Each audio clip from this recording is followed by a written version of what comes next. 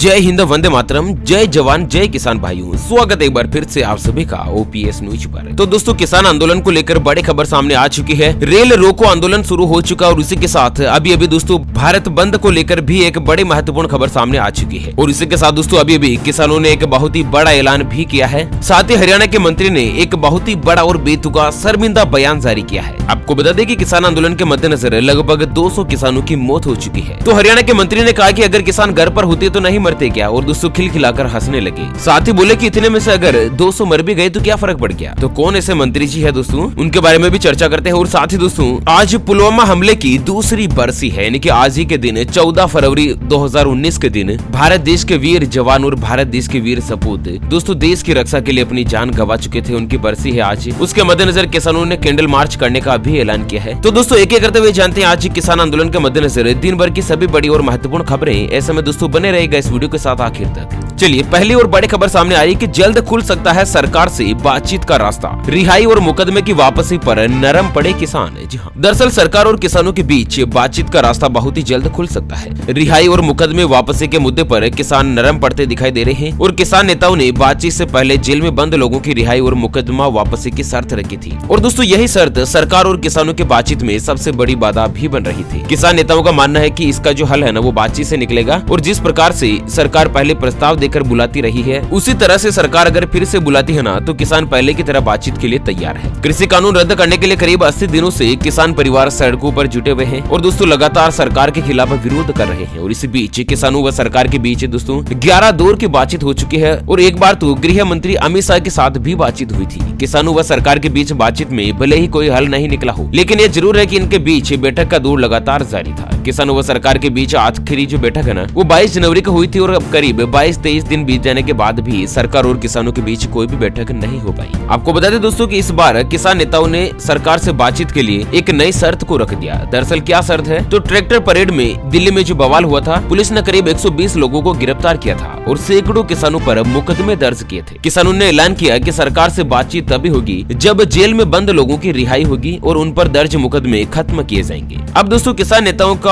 यहाँ पर रुख जो है ना वो कुछ नरम पड़ता हुआ दिखाई दे रहा है। किसानों को लगता है कि अगर सरकार से बातचीत का जो रास्ता बंद हो जाएगा ना तो किसानों की समस्याओं का हल नहीं निकल सकता है, इसलिए सरकार से बातचीत का रास्ता खोलकर भी इन मुद्दों को रखा जा सकता है। किसान अब पहले की तरह ही सरकार से बातचीत के लिए तैयार है, लेकिन वह अपनी तरफ से प्रस्ताव नहीं भेजेंगे। वह पहले की तरह सरकार से प्रस्ताव चाहते हैं और उसके बाद ही बातचीत के लिए जाने को तैयार है। और इस बीच की अभी की बड़ी खबर सामने आ रही कि किसान आंदोलन के समर्थन में महात्मा गांधी की पोती गाजीपुर बॉर्डर पहुंची। किसानों से कहा, सच के साथ हूं और हमेशा रहूंगी। तो दरअसल कृषि कानून के खिलाफ दिल्ली की सीमाओं पर जारी किसान आंदोलन के लगभग 80 दिन पूरे हो चुके हैं और इसी बीच गाजीपुर बॉर्डर पर लगातार हलचल बनी हुई है। यहाँ पर आपको बता दें कि महात्मा गांधी की पोती कल शनिवार को गाजीपुर बॉर्डर पर पहुंची। दोस्तों महात्मा गांधी जी की जो पोती है ना तारा गांधी, उन्होंने गाजीपुर बॉर्डर पर पहुंचकर किसान आंदोलन का समर्थन किया है। उन्होंने किसानों से कहा कि आपका आंदोलन बहुत ही सच्चा है, ये अपने आप पता चलता है। मैं सच के साथ हूँ और हमेशा रहूंगी। उधर भारतीय किसान यूनियन के नेता राकेश टिकैत ने एक बार फिर से कहा कि केंद्र सरकार के विवादित कृषि कानून का विरोध तब तक तेज होता रहेगा जब तक किसानों की मांगे नहीं मानी जाती। टिकैत ने यह भी कहा कि दोस्तों गर्मियों में धरना स्थलों पर टिकने के लिए किसानों को एसी और कूलर की जरूरत नहीं पड़ेगी। ऐसे में सरकार को बिजली कनेक्शन देने चाहिए, नहीं तो हमें जनरेटर लगाने पड़ेंगे। जिस तरह से लोग हमें पानी उपलब्ध करवा रहे हैं उसी तरह जनरेटर के लिए डीजल भी मुहैया करवाया जाएगा। और वही दोस्तों अभी की बड़ी खबर आ रही है दोस्तों लाइव अपडेट्स के मद्देनजर की किसान आंदोलन के समर्थन में आज राजस्थान में निकाली गई ऊंट रैली।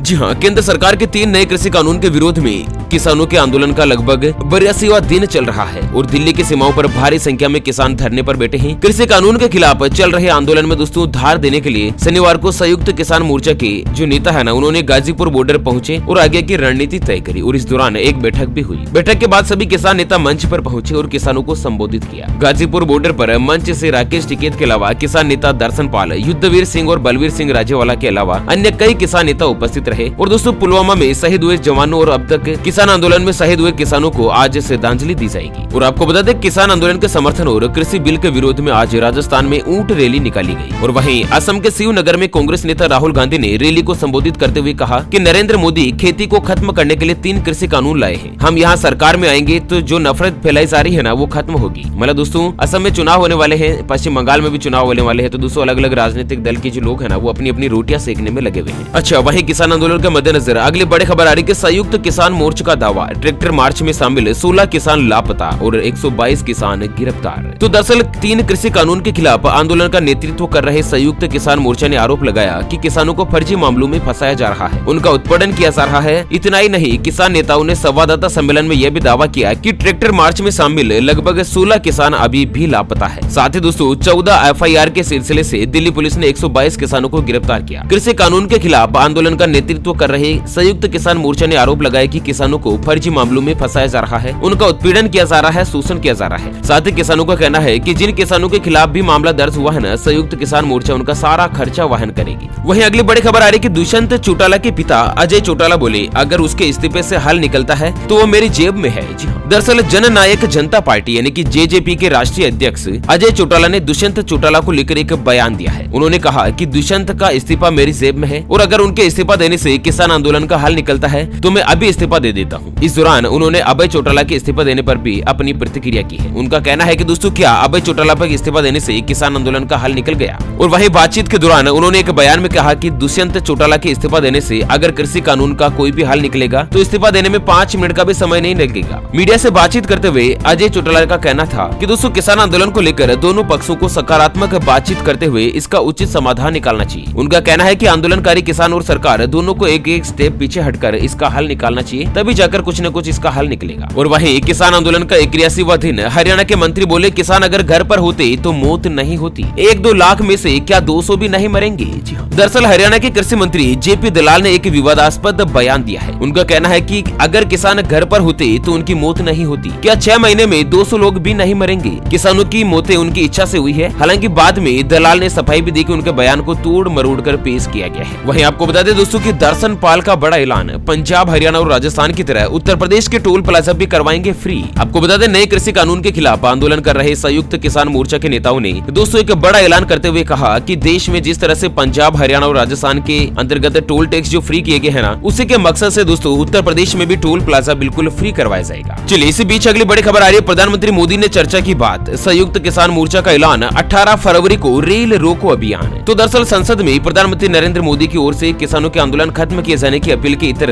किसान अपने आंदोलन का दायरा बढ़ाने की योजना में लगे हुए हैं। किसानों के संगठन संयुक्त किसान मोर्चा ने आज ऐलान किया है कि दोस्तों 18 फरवरी को देश भर में 4 घंटों के लिए ट्रेन रोक दी जाएगी, यानी कि ट्रेन रोको अभियान चलाया जाएगा। आपको बता दें दोस्तों किसान परिवार 12 बजे से लेकर 4 बजे तक पूरे देश भर में ट्रेन रोकने के लिए ऐलान कर चुके हैं। और दोस्तों 18 फरवरी के दिन यानी कि आज से मात्र 3-4 दिन बाद दोस्तों पूरे भारत देश में 4 घंटों के लिए सभी ट्रेनों का पहिया जो है थम सा जाएगा। चलिए वही दोस्तों भारत बंद को लेकर भी बड़ी खबर आ चुकी है कि GST के खिलाफ 26 फरवरी को व्यापारियों का भारत बंद का ऐलान। ट्रांसपोर्ट सेक्टर ने भी बंद का किया समर्थन।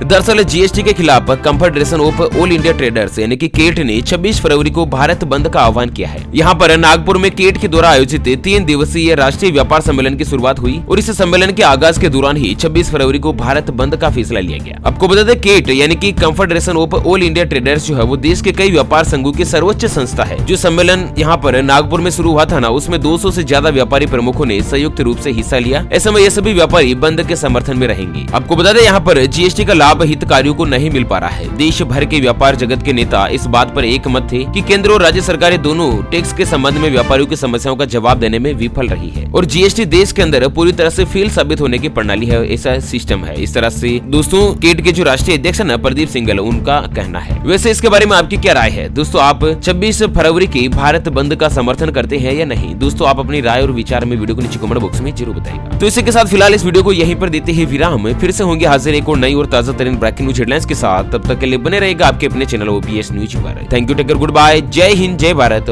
वंदे।